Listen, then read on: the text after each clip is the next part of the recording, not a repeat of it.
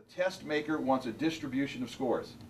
Period. They want a distribution of scores. We know that if we were to take all the heights of all of us in here, it would fall upon a curve, some kind of a curve, okay?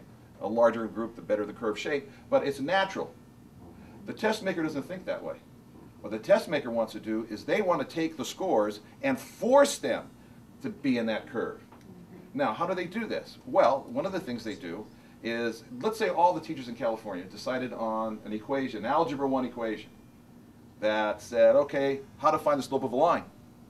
And all the teachers in California came up with this great question that addresses that standard, finding the slope of a line. And all the students in California took that. And all the students in California got it right. The teachers would be pumped. The class would be pumped. You guys all understand slope. The test maker says, you know what? That question is not going to appear on our test. And the reason why it's not going to appear on our test is because everyone got it right, so that makes the question too easy. Their focus is whether or not there is a distribution of scores. Some getting it right, some getting it wrong, some in the middle.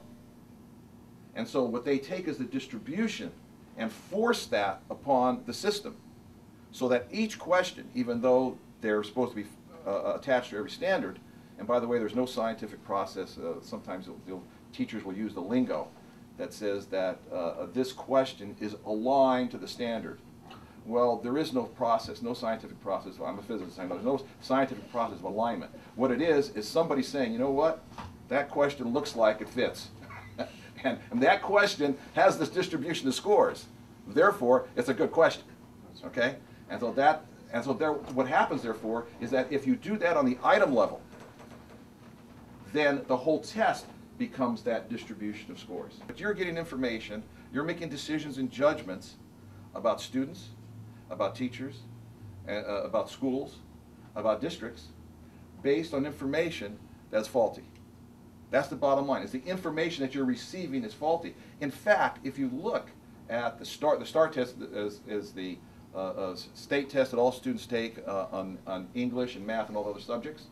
If you look, there's a little disclaimer in the upper left-hand corner, and it says, students' test scores vary. You should always take other standardized, standard-based information into account before making a decision. Well, forget that.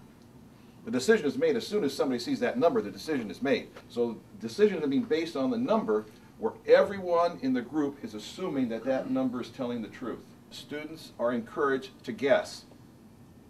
They have 4 choices, A, B, C, D, right? They're encouraged to guess. Well, that makes sense. Why? Because you want the highest score. What are you trying to do? You're trying to fool the test maker into believing you know it when you don't really know it.